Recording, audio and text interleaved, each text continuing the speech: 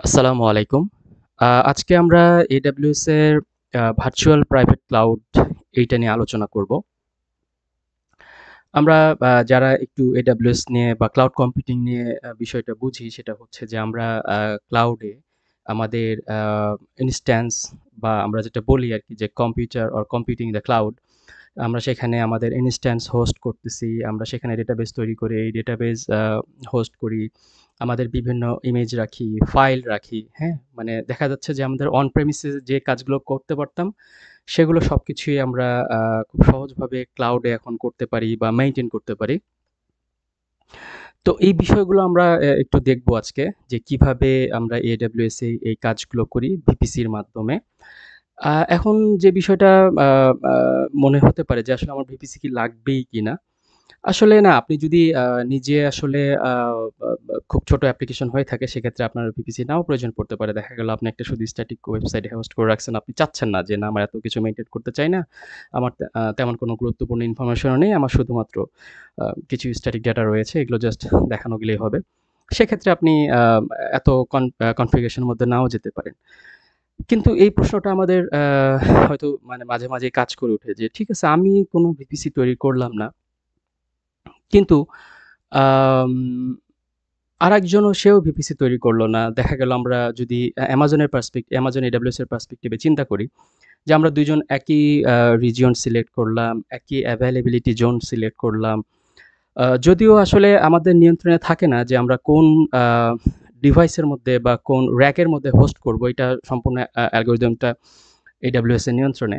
But ধরে নিলাম কোনোভাবে যে আমাদের ২ জনের আ ডেটায় একই র‍্যাক বলেন, একই হোস্ট করা হচ্ছে। তাহলে আমাদের একটার সাথে আরেকটা মানে সিকিউরিটির ব্যাপারটা কি? বা আমরা আরেকজনেরটা অ্যাক্সেস করতে পারবো কিনা ফাইল, সেই বিষয়টা আদৌ ইন্টারনালি হয়ে যাচ্ছে কিনা? মানে কি হচ্ছে ভেতরে? তো এই বিষয়টা আমরা আজকে আ AWS এ দেখব। ভিপিসির কনসেপ্ট যদি আমরা একটু আলোচনা করি সেটা হচ্ছে যে আমার আসলে কি অ্যাক্সেসটা পাচ্ছি আমি? আমার ভিপিসি তৈরি করে লাভটা কি হচ্ছে? যে বিষয়টা দাঁড়াচ্ছে আমরা যদি একটু এভাবে চিন্তা করি যে ধরেন আপনি একটা আ ১০ তলা বিল্ডিং এর একটা অফিসে গেলেন। সেখানে প্রতিটা ফ্লোরে ডিফারেন্ট ডিপার্টমেন্ট কাজ করে। যদিও দেখা গেল এটা একটা সেম অফিস, কিন্তু প্রতিটা ফ্লোরের একেকটা ডিপার্টমেন্ট কাজ করে। এখন নরমালি কি হয়ে থাকে? যখন আপনি ১ম এ আপনি অফিসে মানে যাচ্ছেন, তখন আপনি কার্ড পাঞ্চ করলেন। আপনার অফিসের সিকিউরিটিটা এরকম। ঠিক আছে? তার মানে আপনি জাস্ট অফিসে প্রবেশ করলেন। এখন আপনি যে ফ্লোরে আপনার যে অফিস, সেখানেও কার্ড পাঞ্চ করার অথবা আপনাকে আইডেন্টিফাই করার একটা মেকানিজম ওখানে রাখা আছে। তো আপনি যখন আপনার নির্দিষ্ট ফ্লোরে অফিসে প্রবেশ করবেন, তখন আপনার সে কার্ড পাঞ্চ করবেন। আপনি যদি ভ্যালিড ইউজার হয়ে থাকেন বা ভ্যালিড এমপ্লয়ি হয়ে থাকেন, তাহলে শুধুমাত্র আপনি সেই ফ্লোরে, সেই অফিসে আপনি যেতে পারবেন।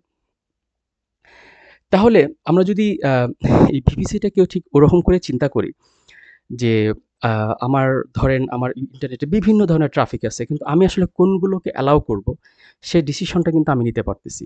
হ্যাঁ? যেকোনো ইউজার আসবে বা যেকোনো মানুষ আসবে আমার অফিসে ঢুকে পড়বে। এই ব্যাপারটা কিন্তু মানে সেরকম হবে না। ওকে? আচ্ছা। তো আমরা যদি এমনি একটু বলি যে সেটা হচ্ছে যে আসলে ভিপিসিটা হচ্ছে যে আমার আমি লজিক্যালি আইসোলেটেড একটা পোরশন পাচ্ছি। হ্যাঁ? যেটাকে আমি আসলে ফিজিক্যালি বলতে পারব না যে আমি একদম পুরা র‍্যাক পেয়ে যাচ্ছি বা পুরো ওখানকার এভেইলেবল জোনটা আমার হয়ে যাচ্ছে, সেরকম না। আমরা একটা লজিক্যালি আইসোলেটেড একটা পোরশন পাচ্ছি যেখানে আমি যেভাবে মানে আমার কনফিগারেশনটা করব, ঠিক সেইরকম আমি একটা আম ডেটা অ্যাক্সেসটা দিব আরকি। সেখানে সেরকম থাকবে। তো আমরা এখন হচ্ছে AWS কনসোলে চলে যাই। এটা হচ্ছে AWS কনসোল।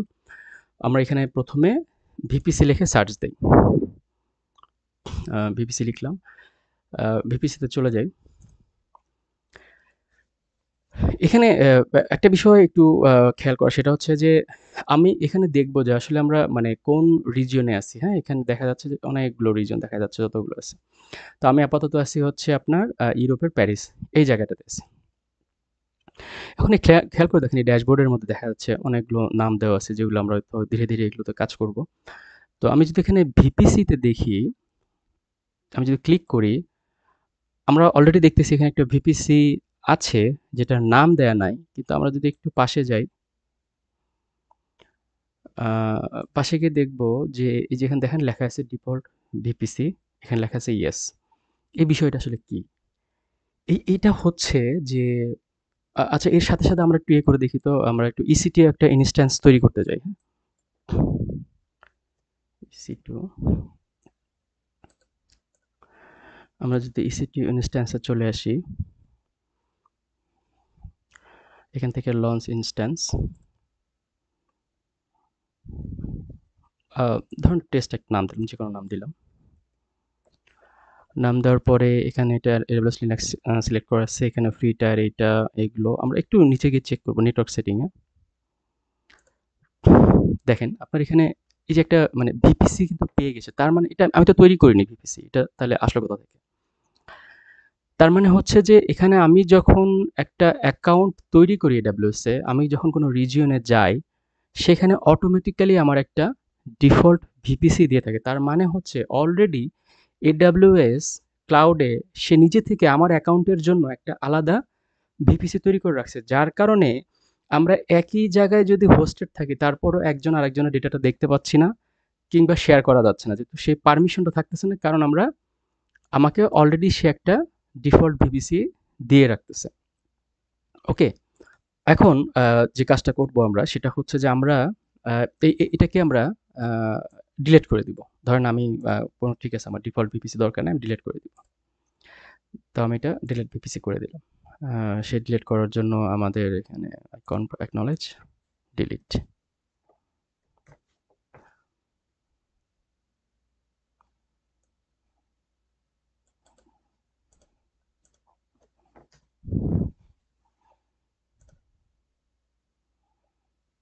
এরপরে যদি আমি EC2 ইনস্ট্যান্স তৈরি করতে চাই,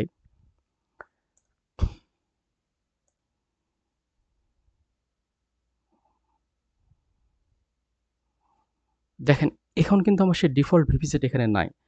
তার মানে আমি আসলে সবসময় যখন আমি একটা EC2 ইনস্ট্যান্স গুলো ক্রিয়েট করতেছি, আমি কিন্তু আসলে ডিফল্ট একটা ভিপিসির অধীনেই এই আ আ ইনস্ট্যান্স গুলো ক্রিয়েট করি। ওকে, এখন তাহলে আমার তো ডিফল্ট ভিপিসি আমি ডিলিট করে দিছি। তাহলে এখন আমি আবার চাচ্ছি ওইটাকে আনতে যে না আমার এই রিজিয়নে থাক। আচ্ছা আমি ধরেন ইউরোপ প্যারিসটা আমি আম ডিলিট করছি। আমি একটু লন্ডনে দেখি যে সেখানে আমার কি অবস্থায় আছে আমার এই অ্যাকাউন্টের জন্য।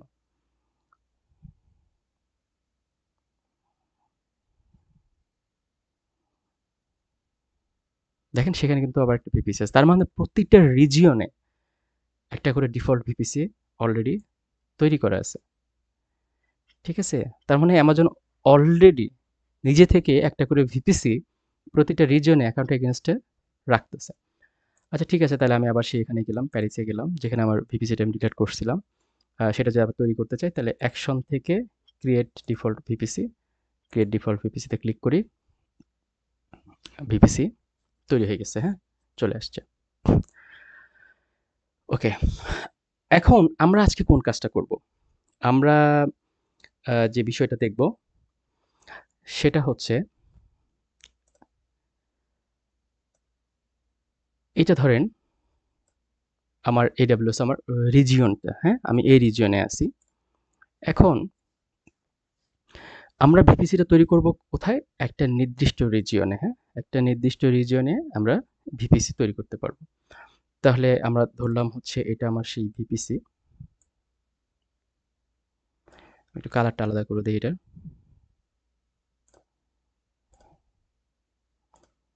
এটা ধরেন ভিপিসি। টেক্সট দিয়ে লিখে দেই, ধরেন এটা হচ্ছে ভিপিসি।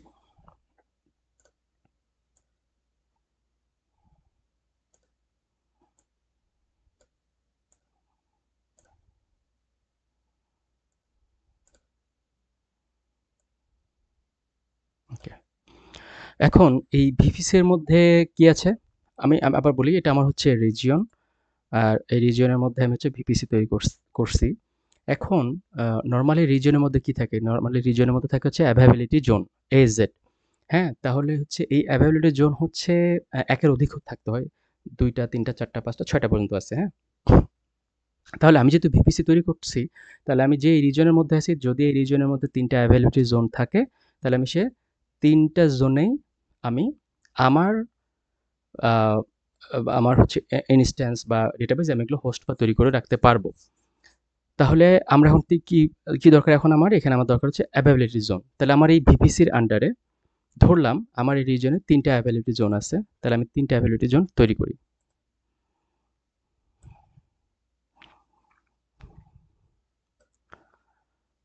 কালারটা আলাদা দিয়ে দিই এটাতে।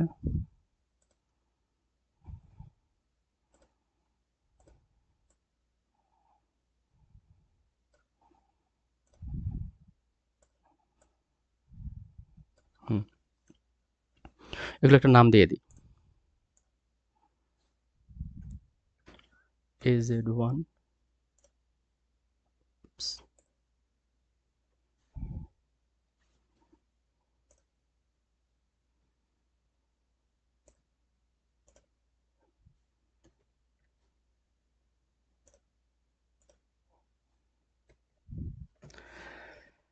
তাহলে কি দাঁড়াইলো? আমার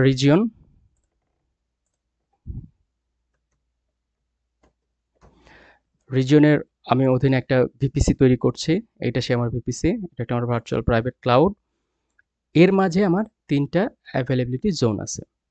এখন আমি কি অ্যাভেইলেবিলিটি জোন আছে আমি সেখানে সরাসরি আমার ইনস্ট্যান্স তৈরি করতে পারবো? আ না। আমরা ইনস্ট্যান্স তৈরি করতে গেলে যখনই অ্যাভেইলেবিলিটি জোন থাকবে তখন এর সাথে তারা হচ্ছে সাবনেট আপনাকে জিজ্ঞেস করবে। আপনার সাবনেট কোনটা? আপনি কোন সাবনেটে আপনার ইনস্ট্যান্স তৈরি করতে চান? যদি আমরা একটু এখানে দেখি। ধরেন আপনি তৈরি করতে চাচ্ছেন, আপনি নাম দিলেন এখানে হচ্ছে আ my EC2 ins আপনি লিনাক্স এটা ফ্রি সব সিলেক্ট করলাম আমরা। এখানে ডিফল্ট যেটা আছে সেটাই রাখলাম। আমরা এখান থেকে কিপ্যাড এটা সিলেক্ট করে আমাদের ইয়েটা পাইনি এখানে। আমি একটু রিলোড দেই। আমরা যে ডিলিট করছিলাম তখন ডিফল্ট ভিপিসিটা, সেই ডিফল্ট ভিপিসিটা ওখানে ছিল না।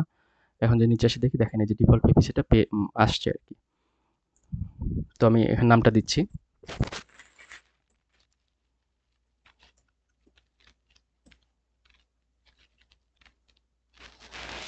ওকে, এই নামে দিলাম। ডিফল্ট যেগুলো আছে সেখানে সব ফ্রি টায়ার এলিজিবল আমরা দেখতে পাচ্ছি। এরপরে কিপ্যাড আমি এটা সিলেক্ট করলাম। নেটওয়ার্ক সেটিং এ এসে দেখেন এখানে হচ্ছে no preference default subnet in any availability zone. তার মানে হচ্ছে যে আপনার এখানে তারা সাবনেটের ব্যাপারটা জিজ্ঞেস করবে। কিন্তু যদি না দেন তারা ডিফল্ট সে নিজের মতো করে একটা সাবনেট নিয়ে নেবে ঠিক যেভাবে ডিফল্ট পিপিসিটা তৈরি করা হয়ে গেছে। বাট আমি যদি এডিট করি দেখেন যে ডিফল্ট সাবনেট, এই ডিফল্ট সাবনেটটা কোত্থেকে আসছে? ঠিক ডিফল্ট ভিপিসি যেমন আসছে ঠিক সেভাবেই। হ্যাঁ? রিজন কয়টা? দেখেন এখানে তার ৩ টা রিজন 3C, 3B, 3A। ওকে। তো তার মানে যেটা দাঁড়াচ্ছে সেটা হচ্ছে যে আপনি যখন একটা EC2 ইনস্ট্যান্স তৈরি করেন সেটা আপনার ডিফল্ট একটা ভিপিসিতে তৈরি হয় এবং ডিফল্ট ভিপিসির মধ্যে ডিফল্ট সাবনেট আছে সেখানে সেটা হোস্ট হয়। ওকে? তো আমরা যদি এই চিত্রটাতে আসি তাহলে যেটা করতে হবে সেটা হচ্ছে যে আমার এই যে অ্যাভেইলেবিলিটি জোন আছে সে জোনগুলোতে আমার সাবনেট তৈরি করতে হবে। তাহলে আমি এখানে একটা যদি সাবনেট তৈরি করি,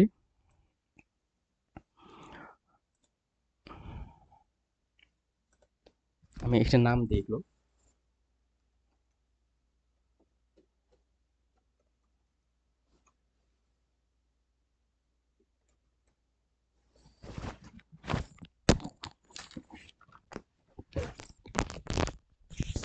ধরেন এটার নাম দিলাম হচ্ছে পাবলিক সাবনেট 1। এটাকে ডুপ্লিকেট করি আমরা।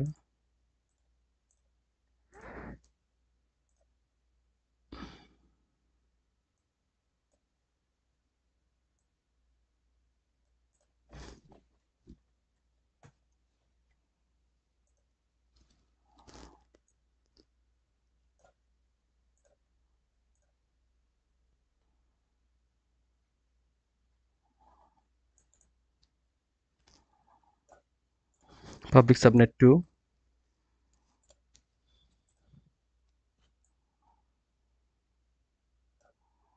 এটা পাবলিক সাবনেট আমরা 3 নাম দিলাম। হ্যাঁ? তাহলে আমার হচ্ছে আপনার হচ্ছে আমার ৩ টা সাবনেট হয়ে গেল। ওকে।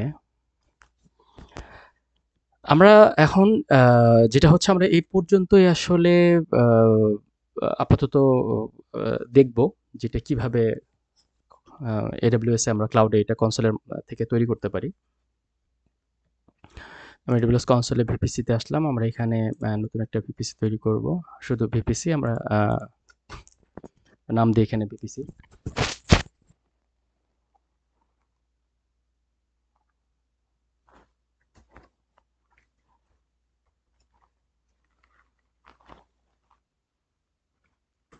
নাম দিলাম ওয়েব হোস্ট VPC। আমরা এই নামটা দিলাম ওয়েব হোস্ট VPC। এখন ভিপিসি যখন আপনি তৈরি করবেন তখন আপনাকে হচ্ছে IPv4 আ আই রেঞ্জের আইপি আপনাকে অ্যাসাইন করতে হবে। আ অবশ্যই আমরা হচ্ছে এখানে প্রাইভেট আইপি ব্যবহার করব। তো আমরা একটু প্রাইভেট আইপি একটু রেঞ্জটা একটু দেখে নেই। উম এটা একটু বড় করি।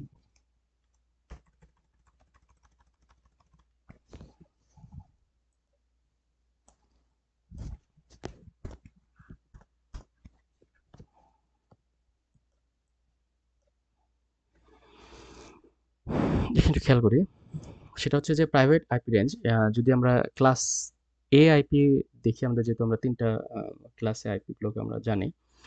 ক্লাস এ তে যদি আমরা দেখি সেখানে হচ্ছে আপনার 10.0.0.0 থেকে 10.255.255.255.255/8 হ্যাঁ?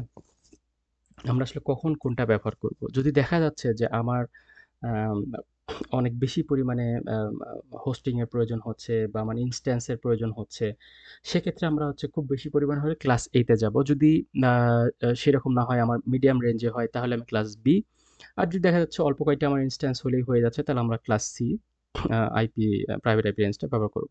যেহেতু আমরা ছোট পরিসরে একটা এক্সাম্পল দেখব সেখানে আমরা আসলে ক্লাস সি আইপিটাই ব্যবহার করব। তো আমরা এখানে কি লিখব? ক্লাস সি আইপি যে প্রাইভেট আইপি 192.168.0.0/24 ওকে, বাকি যা আছে ডিফল্ট এখানে এরকমই থাকলো। আমরা ক্রিয়েট ভিপিসি দিলাম। ওকে, হ্যাঁ। তাহলে আমরা যদি আমাদের ভিপিসি গুলো দেখি তাহলে এই যে ওয়েব হোস্ট ভিপিসি এটা আমাদের ভিপিসি যেটা আসলে এখন অ্যাভেলেবল। এটা কি ডিফল্ট ভিপিসি? না। তাহলে আমাদের ভিপিসিটা ডিফল্ট ভিপিসি না। ওকে, তাহলে এখন আমরা কি করব? আমাদের যদি আমরা এইদিকে তাকাই তাহলে আমার কি লাগবে? আমার হচ্ছে যদি কোনো কিছু হোস্ট করতে চাই তাহলে আমার সাবনেট লাগবে, হ্যাঁ? তাহলে আমরা এখন সাবনেটে আসি। ভিপিসির নিচে সাবনেট। এখানে আমরা সাবনেট তৈরি করব। ঠিক এগুলো হচ্ছে সেই ডিফল্ট ভিপিসির মতো ডিফল্ট আপনার হচ্ছে সাবনেট।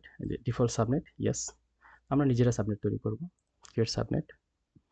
এখন সাবনেট তৈরি করার ক্ষেত্রে দেখেন আপনি আসলে কোন ভিপিসিতে আপনার সাবনেটটা তৈরি করবেন সেটা দেখায় দিতে হবে। তো আমরা কোথায় তৈরি করব? আমরা এখানে ক্লিক করি। দেখেন এখানে ডিফল্টটাও আসছে আর আমরা যেটা তৈরি করছি সেটা আসছে ওয়েব হোস্ট ভিপিসি। তাহলে আমি এটা সিলেক্ট করলাম। এখন আমি সাবনেটের নাম চাচ্ছি। আমরা সাবনেটের নাম দেই। তাহলে এই সাবনেট নাম হচ্ছে পাবলিক সাবনেট আন্ডারস্কোর 1 ওকে। এখন অ্যাভেইলেবিলিটি জোন আমরা যেকোনো জোনে তৈরি করতে পারি। যেহেতু আমরা ৩ টা জোনে চিন্তা করছি, আমরা ৩ টা জোনেই তৈরি করব ৩ টা সাবনেট। আমরা এখান থেকে দেখি আমরা ১ম এ দিলাম A হ্যাঁ? এখন আপনি দেখেন আ এখানে আ বেশ আ মজার একটা ব্যাপার আছে। সেটা হচ্ছে আপনি আ যে আইপি রেঞ্জটা আপনাকে দেয়া হইছে আম 192.168.0 .0/24 আপনি এখানে আসলে কত দিবেন? এই সাবনেটের জন্য কতটুকু অ্যাক্সেস দিবেন, কয়টা হোস্ট বা সাইডার মানে কতটুকু, কত বিট তার হোস্ট আর কতটুকু তার নেটওয়ার্ক এটার জন্য যাবে। এখন এখানে ২ টা কাজই করা যায় যে এখানে ঠিক আছে, এখানে যে অ্যাসাইনটা করা হচ্ছে সম্পূর্ণ সবগুলো আইপি যেন এই সাবনেট ব্যবহার করে, আমি সেই পারমিশনটা দিচ্ছি। এটাও করা যেতে পারে। এটাও যায়। দেখি আমরা কি হয় এখানে। ধরুন 192.168.0.0/24 মানে আমি এই ভিপিসির জন্য যে আইপিটা আমি সিলেক্ট করছি সে পুরোটাই সাবনেটে দিয়ে দিলাম। তার মানে বিষয়টা এরকম হবে যে পুরো ভিপিসির জন্য আমি যেটা যে নেটওয়ার্ক অ্যাড্রেসটা বা নেটওয়ার্ক অ্যাড্রেসটা চিন্তা করছি, পুরোটাই আমি এই সাবনেটকে বা এই অ্যাভেলেবলের জন্য যে সাবনেট তৈরি করতেছি আমি সেটাকেই দিয়ে দিলাম। তাহলে বাকিগুলোর কি হবে? দেখি এখানে কি হয়। এটা তৈরি হয় কিনা। আমি এটা ক্রিয়েট দিলাম। হ্যাঁ, এই সাবনেটটা আমার তৈরি হইলো। তার মানে সাবনেটটা ওকে। এখন পাবলিক সাবনেট আমি নাম দিছি। এটার নাম যেকোনো দেওয়া যায়। নামের সাথে সম্পর্কিত না যে পাবলিক নাম দিলাম বলে পাবলিক হবে, ব্যাপারটা তা না। এটা আইপি কনফিগারেশনের উপরে, রাউট টেবিলের উপরে ডিপেন্ড করবে। হ্যাঁ, ভিপিসি থেকে কিভাবে ইন্টারনেট চায়। তো ওকে, এটা ডিফল্ট সাবনেট না। ওকে, আমরা তৈরি করলাম। তার মানে আরেকটা সাবনেট তৈরি করতে চাই। আমরা ক্রিয়েট আরেকটা সাবনেট দিয়ে আমরা ঠিক এই আগের ভিপিসিটা যেটা আমরা তৈরি করছি সেটা সিলেক্ট করলাম। এটা আমরা দিলাম নাম হচ্ছে public subnet 2।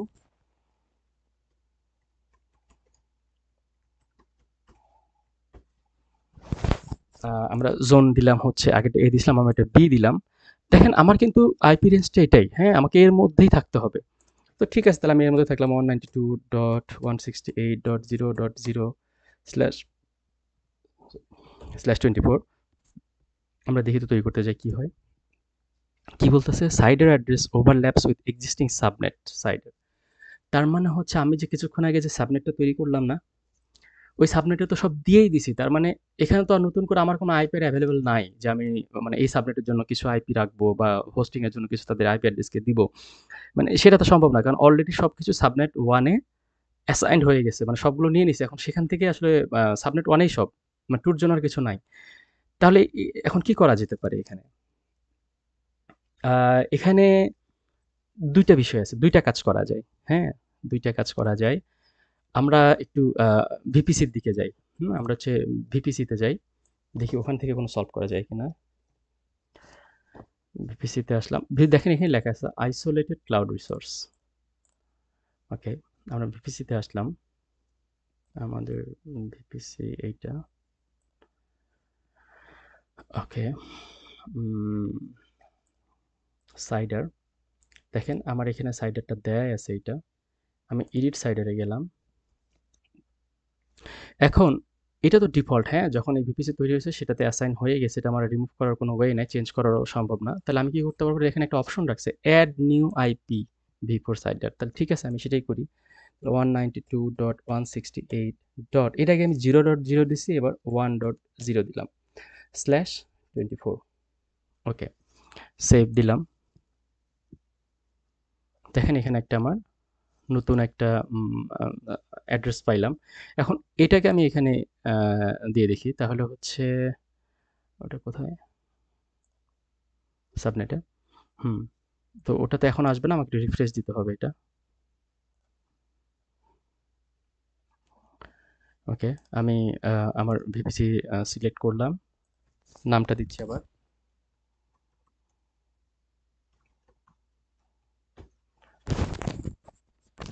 Public subnet 2 available zone 3B, এর আগে একটা আমরা 3A তে করছিলাম। এখন এখানে দেখেন আম এর আগে শুধু এটা ডিফল্ট ছিল। হ্যাঁ? এখন আপনি যখন ক্লিক করেন দেখেন আপনার কিন্তু আরেকটা রেঞ্জও চলে আসছে। আপনি আরেকটা আইপি পাচ্ছেন, হ্যাঁ? এখানে।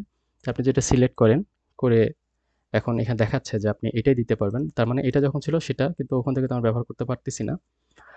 আম তাহলে হচ্ছে আমরা এটা দেই। 192.168.1.0/24 ক্রিয়েট। হুম, এখন আমার এটা তৈরি হচ্ছে। এর আগে কিন্তু হচ্ছিল না। তাহলে আমার সাবনেট এখন কয়টা হলো? ২ টা। আমার সাবনেট ২ টা। আর এই যে ডিফল্ট ৩ টা ছিল, এগুলো আমরা ডিলিট করে দিই।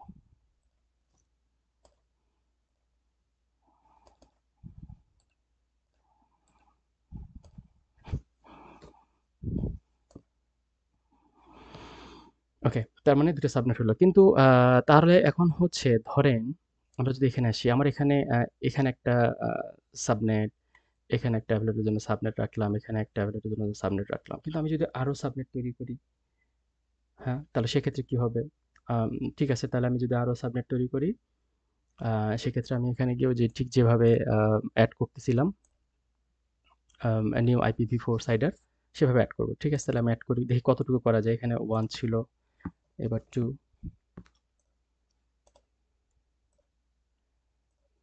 তারপরে 3,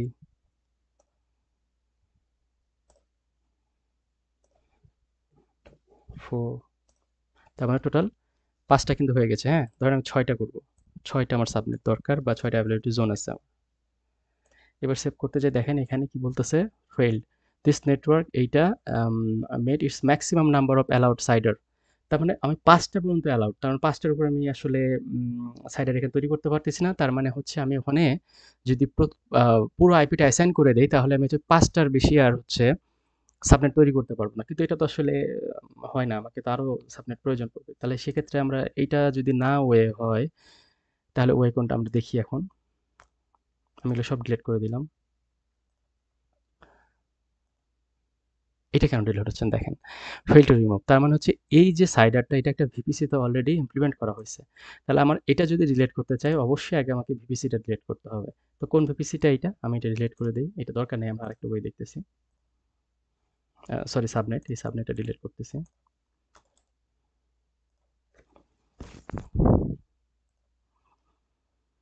ওকে, রিমুভ করে দিই এটা। ওকে, জাস্ট এখন যেটা আছে সেটাই আর কি।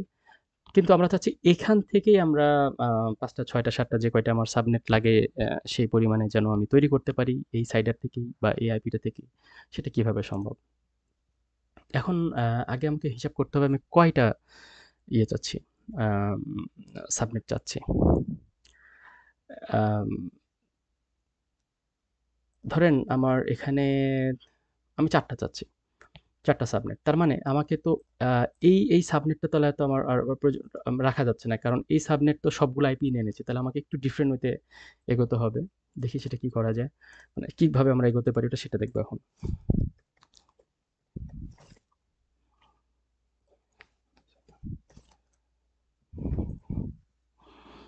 এখন আমরা সাবনেট তৈরি করব। দেখেন ক্রিয়েট সাবনেট, আমরা ভিপিসি দিলাম।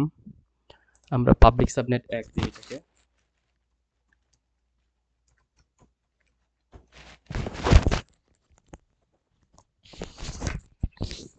পাবলিক সাবনেট 1, অ্যাভেলেবল জোন এ। এই যে সাইডারটা আছে, এখন আমরা আমরা নেটওয়ার্ক বিটটা বাড়াই দিব, হ্যাঁ?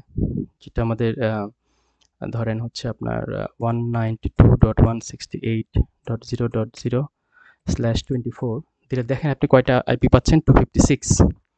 আমাদের তাহলে একটা সাবনেটে 256টা আমরা হোস্ট করতে পারবো, সেটা ইনস্ট্যান্স হোক বা ডেটাবেস সার্ভার হোক। কিন্তু আমরা চাচ্ছি যে না, আমরা একটা সাবনেটে এতগুলো আমি হোস্ট করবো না, একটা সাবনেটে আমি 2টা 3টা মানে আমার ইনস্ট্যান্স হলেই হবে, বা একটা ইনস্ট্যান্স একটা সাবনেটে আমি এত দরকার নাই। হ্যাঁ, তো আচ্ছা, তাহলে এখানে দেখা যাচ্ছে কি যে আমার এতগুলো আইপি অ্যাড্রেস হচ্ছে। আমি একটা সাবনেটে এত দরকার নেই। আমি তাহলে হচ্ছে ধরেন আমি চাচ্ছি যে আমার 4টা সাবনেট হোক। ঠিক আছে? তাহলে আমি এখানে কি করব? 2টা বাড়ায় দিব, 26। দেখেন এখানে আমার কিন্তু 64 চলে আসছে। তার মানে এটার আন্ডারে আমি 64টা উম আইপি অ্যাড্রেস পাচ্ছি। তাহলে আমি এই জিনিসটা খেয়াল রাখবো। তাহলে আমার 0 থেকে কত পর্যন্ত হচ্ছে? 64 পর্যন্ত। আমি এটা একটা তৈরি করলাম। এরপর আরেকটা সাবনেট তৈরি করতে যাচ্ছি। ঠিক একই ভিপিসিতে নাম দিলাম পাবলিক আইপি, পাবলিক সাবনেট 2।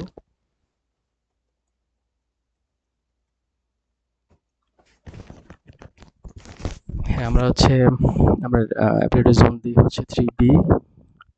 আচ্ছা, এখন দেখেন মজার ঘটনাটা কি হয় এখানে, 192.168.0.0 স্ল্যাশ আমরা 26 দিয়েছিলাম। ক্রিয়েট করতে যাই, এটা অলরেডি অ্যাসাইন্ড, তাই না? তাহলে আমি এখানে কত দিব আসলে? এখানে আমি 62 দিলাম, হচ্ছে না। 63 হবে? হবে না, কারণ এই দেখেন এখানে 64, তার মানে সে অলরেডি 0 থেকে 0 যদি 1 হয়, 0 থেকে 63 পর্যন্ত 64টা আইপি কিন্তু নিয়ে নিয়েছে। তাহলে আপনার পরবর্তী শুরু হবে কত থেকে? 64 থেকে। তাহলে এর পরেরটা কত থেকে শুরু হবে? 128 থেকে। তাহলে আমরা দেখি ওইটা। আমার সাবনেট কয়টা হলো? 2টা হইলো, হ্যাঁ?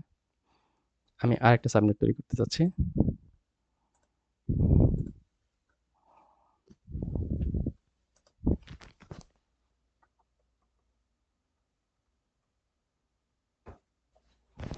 Public subnet 3। এটা আমার 3C তে দিলাম অ্যাভেলেবিলিটি জোন। তাহলে এটা আমার তৈরি হবে কোথা থেকে? 192.168.0 ডট এখন কত? 128। তাহলে আমরা 127 দিয়ে দেখি। /26 হবে? হবে না। কারণ এটা তো এই রেঞ্জে পড়ে গেছে। এটা তো 127 পর্যন্ত নিয়ে আসছে। আপনি 128 থেকে আবার শুরু করতে পারবেন। 128 গ্রেট। ওকে। তাহলে আমার টোটাল সাবনেট হলো কত? 3টা।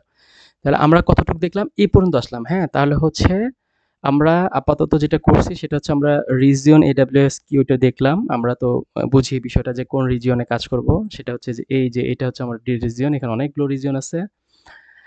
তারপর হচ্ছে আমরা ভিপিসি তৈরি করলাম। সেই ভিপিসির মধ্যে আমরা অ্যাভেলেবিলিটি জোন আছে। জোন ওয়াইজ হচ্ছে আমরা সাবনেট তৈরি করলাম এবং এখানে হচ্ছে আমরা আইপি অ্যাসাইন করলাম। হ্যাঁ? এখানে আমরা দেখতে পাবো আইপি রেঞ্জটা আমরা দেখতে পারবো এখানে এবং এখানে অ্যাভেলেবল আইপি অ্যাড্রেস কয়টা সেটা দেখতে পাবো। এখানে 59 দেখাচ্ছে। কিন্তু একটা বিষয় চিন্তা করে দেখেন যে আসলে আমরা তো 64 করে দেখলাম, তাই না? 64 করে প্রতিটা সাবনেটে আমরা মানে অ্যাসাইন করলাম ওইরকম তো একটা দেখলাম এই যে যখন তৈরি করতেছিলাম। তো এখানে আসলে কেন কম 59 কেন দেখাচ্ছে? এটা হচ্ছে যে আমরা তো এমনি থেকেই জানি যে নেটওয়ার্ক অ্যাড্রেস আর ব্রডকাস্ট অ্যাড্রেস, তাই না? মানে আপনার ১ম এবং শেষ এই ২ টা আইপি অ্যাড্রেস আমরা অ্যাসাইন করতে পারি না। আর AWS এর ক্ষেত্রে হচ্ছে আরো ৩ টা মানে আরো ৩ টা হচ্ছে সে রেখে দেয়। একটা হচ্ছে রাউটিং এর জন্য, রাউট টেবিল বা রাউটিং এর জন্য। একটা হচ্ছে DNS এর জন্য, ডোমেইন নেম সার্ভার। আর আরেকটা হচ্ছে সে ফিউচারে যদি কখনো কাজে লাগে সেই জন্য রেখে দেয়। তার মানে এইখানে আসলে আম AWS এর জন্য ৩ টা, ডিফল্ট ২ টা। সো ৫ টা আসলে আমাদের মানে অ্যাসাইনেবল আইপি অ্যাড্রেস আমরা পাই না আরকি। ওকে? 59 টা করে পাচ্ছি। তো আমরা আজকে এই পর্যন্তই এই বিষয়টা রাখবো। আমরা পরবর্তীতে দেখব যে আসলে আমরা আ ইন্টারনেটের সাথে কানেকশন বা এখানে আমরা কোনো কিছু রাখতে পারি কিনা, সেটা আমরা ইন্টারনেটে দেখতে পারবো কিনা, এই বিষয়গুলো ধীরে, ধীরে দেখবো আরকি। সবাইকে ধন্যবাদ। আসসালামু আলাইকুম।